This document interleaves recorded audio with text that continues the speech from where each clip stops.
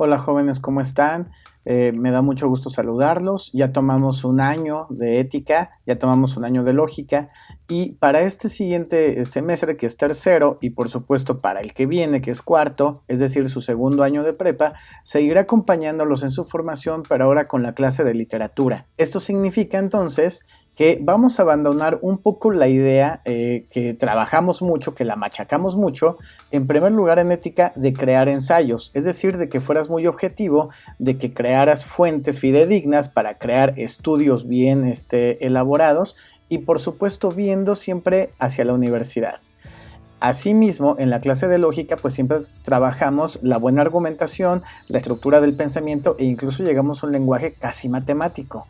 Ahora bien, en la clase de literatura vamos a cambiar un poco las cosas, es decir, aunque sigamos viéndonos las mismas caras, es decir, aunque me veas a mí ya con cara de ética y con cara de lógica, voy a cambiar un poco o un mucho, más bien, la clase, es decir, ahora en literatura vamos a crear un ambiente diferente, vamos a ver contenidos diferentes.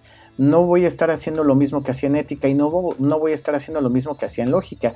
Es decir, ahora en la clase de literatura vamos a tener, digamos, la oportunidad de disfrutar mucho más los textos, de acercarnos mucho más y de una manera con un gusto estético mucho más fino a cada una de las creaciones literarias y obras maestras que nos han heredado muchos literatos. Es decir, va a haber una diferencia sustancial a como veníamos trabajando en primero y segundo semestre. En primer lugar, entonces, te pido que te acuerdes mucho de las materias que llevaste con Miss Paula, es decir, taller de lectura y redacción, tanto uno como dos. Si te acuerdas, viste al menos 5 tipos de textos diferentes.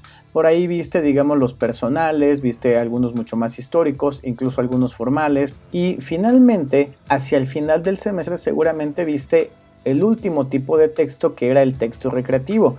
Por ahí a lo mejor hasta viste los albures, los refranes, la canción, un poquito de cuento quizá. No sé exactamente qué viste con Miss Paula. Y sin embargo, sé que por supuesto es uno de los textos que disfrutamos mucho más. Pero no lo olvides, cada uno de los tipos de texto que viste en esta materia de taller, pues por supuesto te va a servir para toda tu vida. Así pues, cuando finalizaste entonces el semestre y el año escolar con Miss Paula, pues te dedicaste a este tipo de textos y seguramente los disfrutaste mucho. En este sentido, yo voy a continuar esa línea de los textos recreativos y me voy a quedar precisamente en el caso de literatura. En primer lugar, entonces, la literatura, como tú sabes, es un texto recreativo. ¿Y qué es recrear? ¿O qué significa cuando decimos vámonos al recreo? Pues que vas a volver a crear.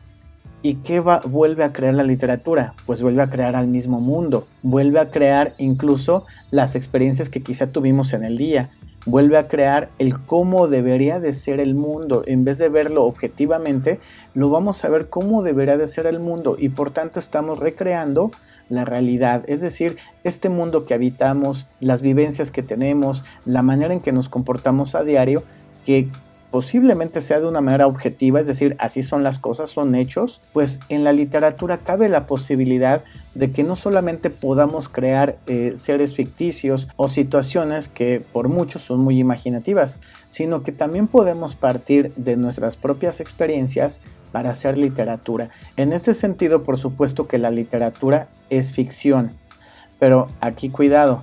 La literatura no estoy diciendo que sea el género ciencia ficción, aquel que se dedica, digamos, a los marcianos, a vivir en otros planetas, en un futuro muy lejano, etcétera. No, de hecho la ciencia ficción es un género pequeñito al interior de la misma literatura. La literatura es ficción porque precisamente, aquí está el concepto que quiero que lo tomes muy en cuenta, porque está volviendo a crear todos aquellos elementos que vamos tomando quizá del tiempo, del espacio, de la ciencia, de la historia, de la filosofía, de las matemáticas y a lo mejor hasta de nuestra propia vida, de nuestras propias experiencias. De ahí vamos a tomar todos esos elementos y los vamos a volver a crear, vamos a hacer una ficción. ¿Y para qué queremos volver a crear la realidad? ¿Por qué queremos, digamos, hacer ficción si ya tenemos esto que es el mundo, tal cual? Pues precisamente para tener una experiencia estética. precisamente para que veamos el mundo de manera diferente y sobre todo para que tengamos un gusto mucho más exquisito al momento de leer. Precisamente este es el siguiente punto, leer. Leer para pensar y disfrutar. Pero en primer lugar, ya sé que nosotros pertenecemos a unas generaciones que no nos gusta leer. Amamos el teléfono, amamos escribir mensajes, poner caritas, escribir en vez de que con culo escribimos con K. Amamos, digamos, estar viendo videos, series, películas, tenemos una ortografía espantosa. Así vayamos a la universidad, no nos interesa y por supuesto apenas nos dan a leer 2 hojitas y a la primera línea estamos durmiéndonos. Esos son malos hábitos de lectura y por supuesto que en la literatura una tarea esencial que vamos a tener que llevar a cabo todos los días pues es la de la lectura, pero es una lectura digamos para disfrutar, para pensar. Es decir, no es una lectura que tengamos que identificar ideas principales y ideas secundarias. Aquí va a ser diferente, vamos a identificar otro tipo de cosas. Por ejemplo, podemos identificar el tema de un cuento. Podemos identificar y hablar de los sentimientos que nos transmite un poeta o nosotros mismos decir yo sentí tal cosa cuando leí el texto.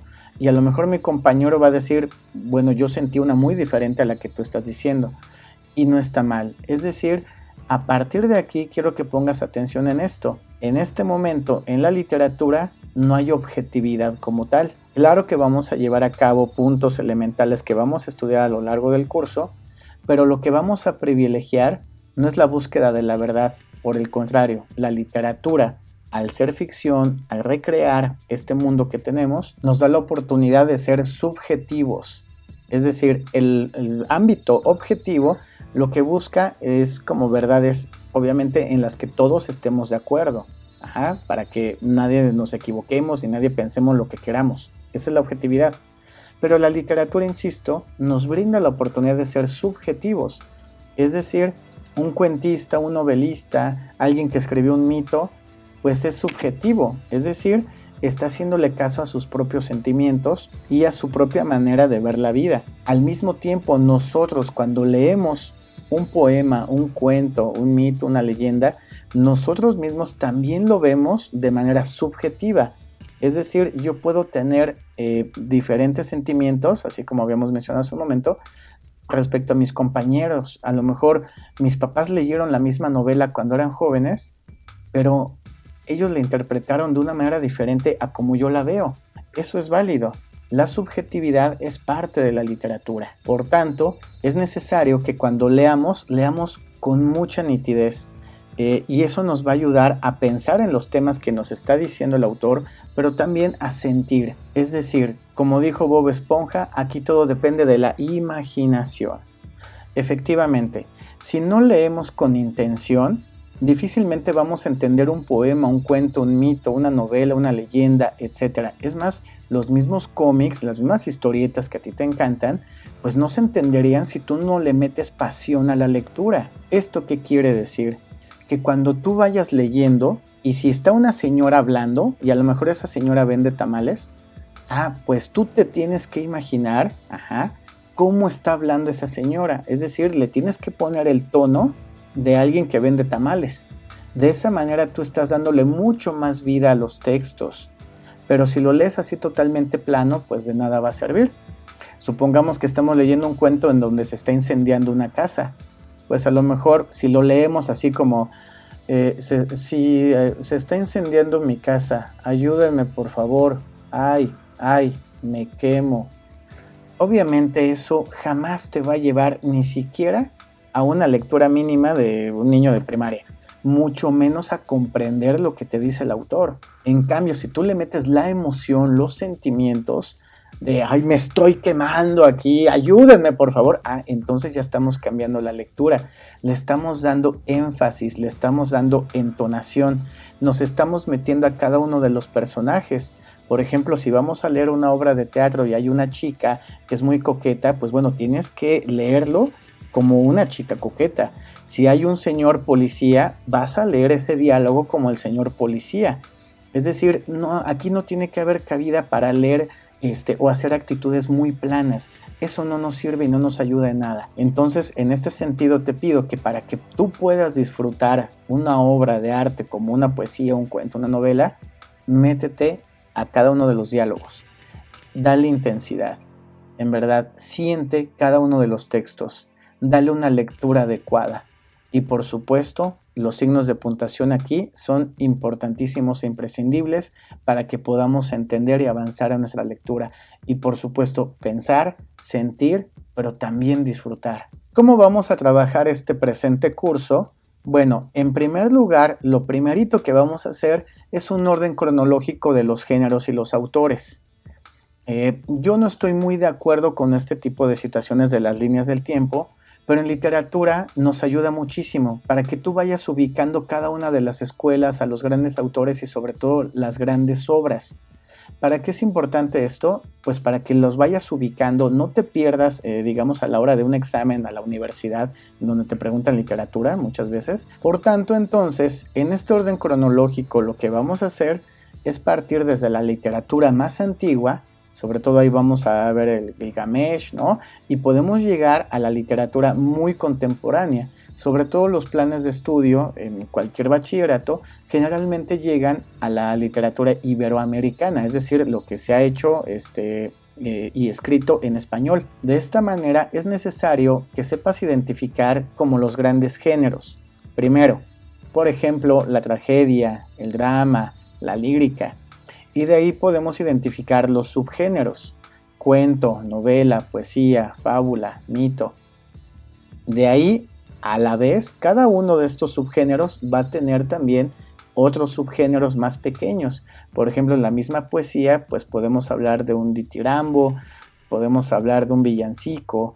En el mismo cuento podemos hablar del cuento contemporáneo. A lo mejor vemos el teatro isabelino, vemos el teatro del siglo de oro español, pero también podemos ver la comedia o podemos ver el drama, etc. Esto en un primer momento, pero al mismo tiempo tenemos que ver a los grandes autores y sobre todo cuando ya vemos a un autor tenemos que ver cuáles fueron sus obras más significativas. En este sentido, por ejemplo, si hablamos de Sor Juana Inés de la Cruz, pues bueno, sabemos identificar su género, el barroco. En este sentido, por ejemplo, si hablamos de Octavio Paz, sabemos que es literatura iberoamericana del siglo XX y que fue ganador del premio Nobel. ¿Y cuáles fueron los géneros que trabajó Octavio Paz? Pues sobre todo el ensayo y sobre todo la poesía. Claro que también escribió cuentos e incluso escribió una obra de teatro. Bueno, pero ¿cómo podemos llegar a dominar todos estos saberes? Pues mediante el análisis cronológico a través de una línea del tiempo de todo esto que te voy mencionando. En este sentido, pues si seguimos abundando en Octavio Paz, pues ya sabremos ubicarlo e incluso diremos cuáles son de sus más grandes obras: Laberinto de la Soledad, ¿no? Que leímos un fragmentito en Ética, o como te decía, la obra de teatro que escribió, La hija de Rappaccini. De esta manera, entonces, en un primer momento vamos a estar haciendo este análisis. Para que no se te haga pesado, claro que vamos a estarlo trabajando y te voy a mandar videos. Son videos muy cortitos, en donde te puedes dar cuenta perfectamente de las características esenciales de cada uno de los periodos. Eso nos va a ayudar muchísimo para que tengamos esta noción cronológica de la literatura. Como te puedes dar cuenta en la imagen, tenemos varios géneros. Después de haber hecho un análisis como muy pequeño de la línea del tiempo o el orden cronológico de la literatura, ahora sí nos vamos a meter a la lectura, al disfrute de las grandes obras. Y en primer lugar, en este semestre, en tercero, vamos a ver la fábula, el mito, la leyenda, el cuento. Y por supuesto, si nos da tiempo, espero que leamos una novela. En el caso de la fábula, claro que vamos a leer a los clásicos, ¿no? Por ejemplo, Félix María de Samaniego. Pero a mí me gustaría también que leyeras a Augusto Monterroso, que es uno de los grandes escritores del siglo XX y que también tiene unas fábulas, pero son unas fábulas mucho más complicadas. Porque seguramente cuando tú oyes fábula, ya nos va a contar ahí la de las hormiguitas, la de la cigüeñita. No, hay fábulas también mucho más inteligentes y un poco más densas. Bueno, las vamos a abordar. Asimismo, en el mito vamos a ver los 5 tipos de mito que existen. Vamos a ver sus características, pero al mismo tiempo vamos a leer algunos de los mitos más importantes. Por ejemplo, quizá leamos a Prometeo, o por ejemplo leamos por qué existe la caja de Pandora, e incluso hasta podemos pensar cuál ha sido el papel de los mitos en el psicoanálisis. porque, como bien sabes, el psicoanálisis echa mucha mano de los mitos para explicar por qué nos comportamos como nos comportamos. Por ahí tenemos el mito de Narciso, ¿no? Por ejemplo. En un siguiente momento también me gusta mucho hablar de las leyendas y aquí, desde este momento te quiero hacer una advertencia. Muchas veces confundimos el mito con la leyenda. Nosotros nos vamos a encargar de que no los confundas. La leyenda tiene ciertas características muy diferentes al mito. Y en la leyenda, por supuesto que vamos a abordar leyendas comunes, ya sabes, las clásicas como la del Callejón del Beso, ahí en el Cervantino, en Guanajuato, pero al mismo tiempo vamos a ver, o a mí me interesaría que viéramos leyendas urbanas. Hay una leyenda que seguramente has oído, la leyenda del vampiro en el metro. Bueno, algún día la leeremos. Asimismo podemos leer leyendas, pero de los indios antiguos de Estados Unidos. Este tipo de material pues prácticamente no se trabaja, pero me parece que vale mucho la pena que lo leamos al menos alguna vez en nuestras vidas. En un siguiente momento, claro que leeremos cuentos. Es uno de los géneros que a mí más me gustan. El cuento lo vamos a leer con muchos autores mexicanos, muchos autores españoles, autores ingleses, estadounidenses, etc. Es decir, el cuento es muy universal y en ese sentido me gustaría mucho que ya aquí, ya a partir del cuento, echáramos a andar esto que te decía de la lectura, es decir, la intensidad, que nos metamos totalmente a los personajes, que nos metamos totalmente a la historia y la disfrutemos. Eso es lo más importante. Finalmente, si nos da tiempo, leeremos novela este semestre.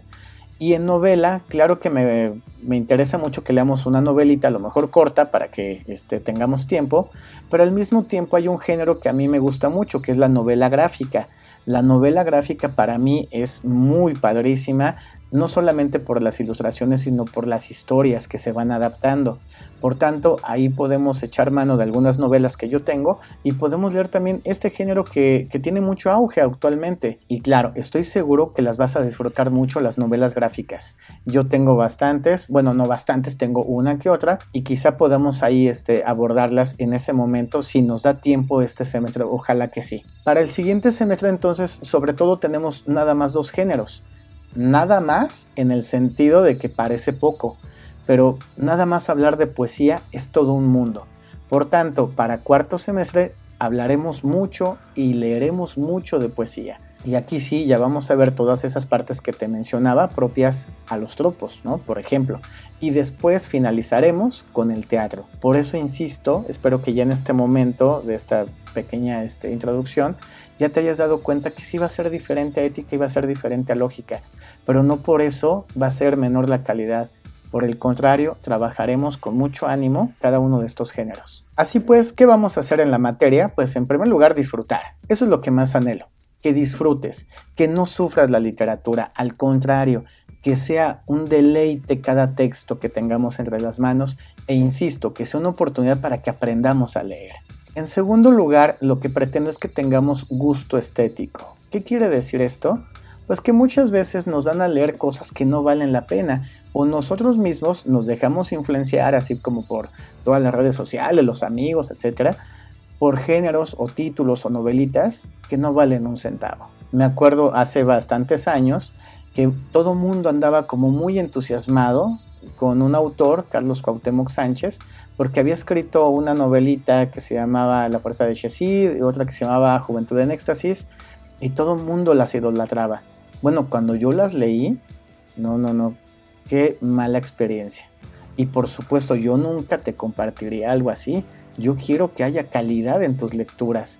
Y por supuesto, una vez que tú tengas buenas lecturas, sabrás distinguir, porque tendrás gusto estético, sabrás distinguir la buena literatura de la literatura que no vale nada. Pensemos, por ejemplo, todas las personas que se emocionaron mucho con Crepúsculo y toda la saga de novelas y películas. Bueno, ¿sabías que existe una gama de literatura dedicada a los vampiros que es maravillosa y no tiene nada que ver con estos vampiros fresones? Claro que los podemos abordar también. De hecho, por ahí tengo unos cuentos y unas novelas magníficas acerca de vampirismo. ¿Para qué? Para que tengas un gusto estético. Es decir, quiero que le subas el nivel. No quiero que te quedes en lo más bajito o en lo que todo mundo está comprando o en la modita. A veces los clásicos, bueno, no a veces, siempre los clásicos son nuestro eje. Y de ahí te vas a dar cuenta que ya cuando te llegan ese tipo de novelitas, la verdad es que no las disfrutas. Es más, ya ni siquiera te quieres acercar a ellas. En tercer lugar, quiero que sepas leer. Y creo que este punto ya me lo entendiste. Pero al mismo tiempo quiero que sepas escribir. Es decir, también vamos a producir cosas. También en algún momento dado haremos un cuentito o haremos un poema. También en algún momento dado quizá creemos un mito. No solo se trata de saber leer, también de saber escribir. Y con base en estos puntos vamos a tener el último, la elaboración de proyectos. ¿Qué proyectos he llevado a cabo con otras generaciones cuando he dado esta materia? Por ejemplo, la creación de podcast, que es mucho poner música, darle buena entonación a tu voz, hacer casi un programita de radio, ¿no? Y que se puede compartir así a través de internet con todos tus amigos, con tus papás, con la escuela, etc. Es una muy buena experiencia. Asimismo, hay videos. Hace algunos años en la clase de literatura hicimos una revista digital, es decir, le hicimos vía streaming. ¿Esto qué quiere decir? Que todo el salón, todos los alumnos se dividieron en secciones, filmamos, grabamos, editamos y entonces hicimos todo un ámbito, toda una revista cultural dedicada a la literatura, abarcando todos los géneros, pero por supuesto dándole énfasis o quizá cada quien su propio punto de vista, su propia subjetividad, y me parece que quedó padrísimo a los alumnos. Asimismo podemos hacer alguna creación literaria, como te había dicho.